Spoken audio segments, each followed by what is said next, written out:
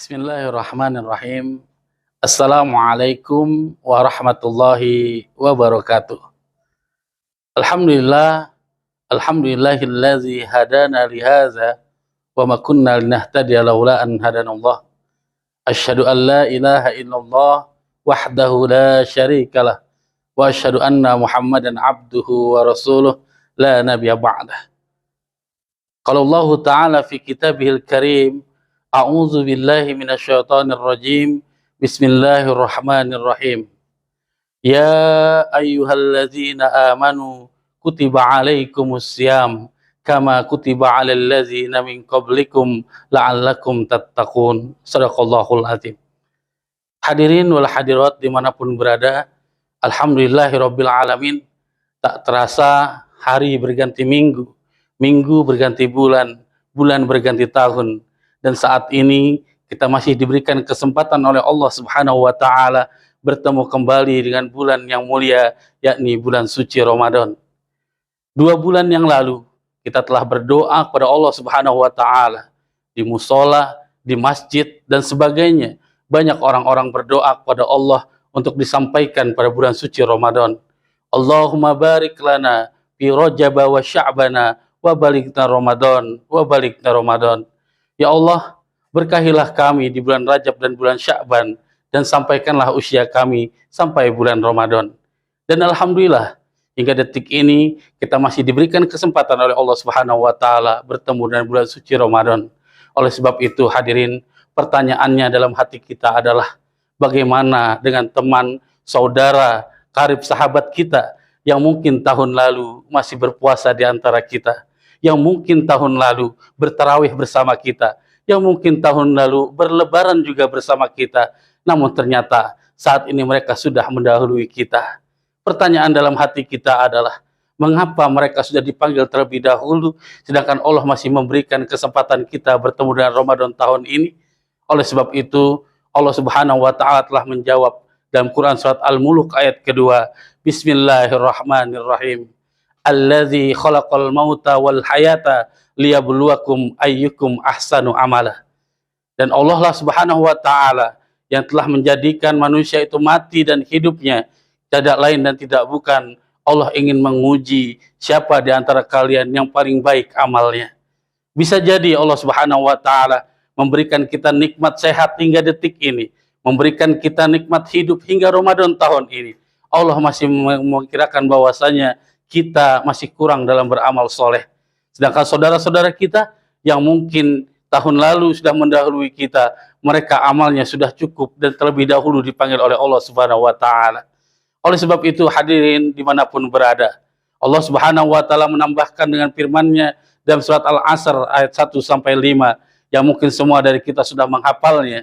Bismillahirrahmanirrahim. Wal ashri innal insana lafi khusrin illallazina amanu wa amilus solihati wa tawasaw bil haq wa tawasaw bis sabr. Demi masa, kata Allah Subhanahu wa Ta'ala, sesungguhnya manusia dalam kerugian, yang kaya rugi, yang miskin rugi, yang besar rugi, yang kecil rugi, semua kita dalam kerugian. Illallazina amanu, kecuali orang-orang yang senantiasa beriman kepada Allah Subhanahu wa Ta'ala, wa amilus solihat, dan orang-orang yang melakukan amalan-amalan soleh, wa tawasaw bil haqqi wa tawasaw bis sabr, dan saling mengingatkan atas kebenaran dan mengingatkan dalam kesabaran. Itulah orang-orang yang tidak merugi di sisi Allah Subhanahu wa Ta'ala.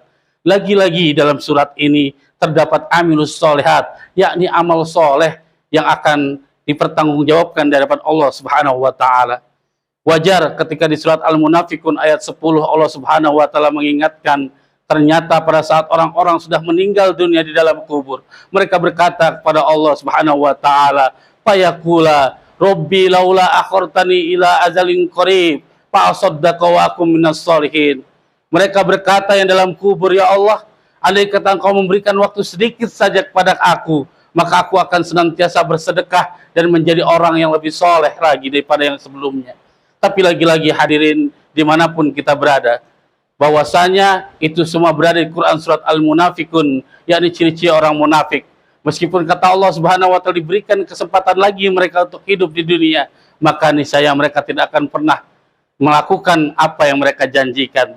Oleh sebab itu sekali lagi, amal soleh sangat bermanfaat ketika kita masih diberikan hidup di muka bumi ini.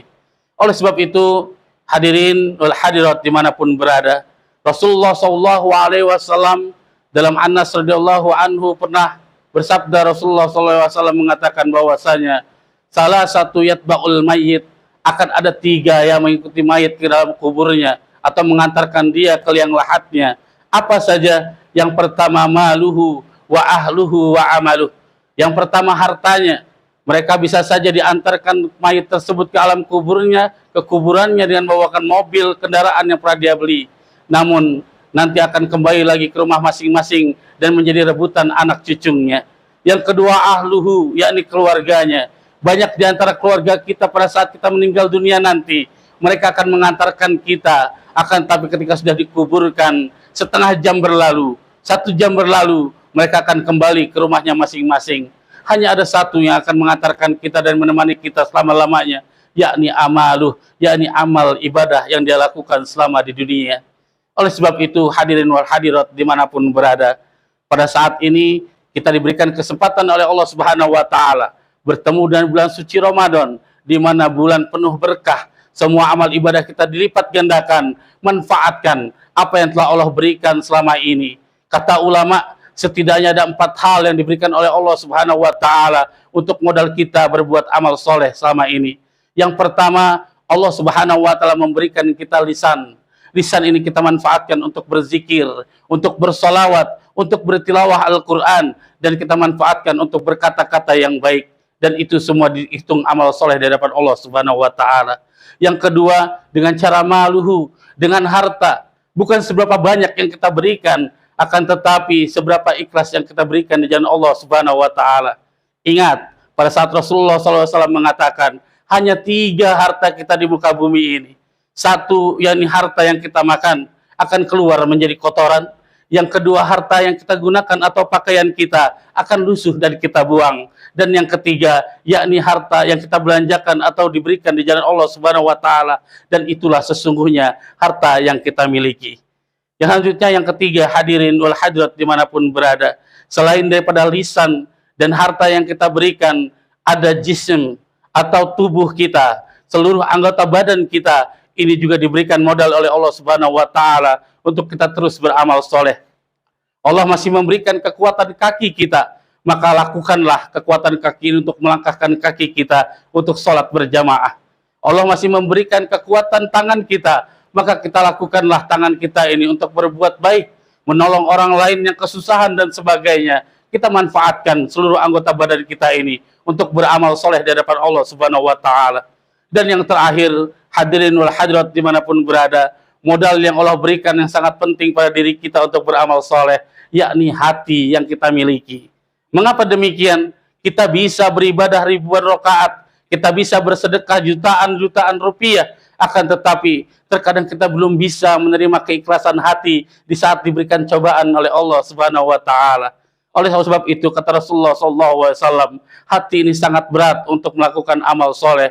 Akan tapi ketika kita bersih daripada penyakit hati dan hati kita bisa menerima tawakal atas apa yang Allah Subhanahu wa Ta'ala tentukan, pastinya kita juga dihitung sebagai amal soleh di sisi Allah Subhanahu wa Ta'ala.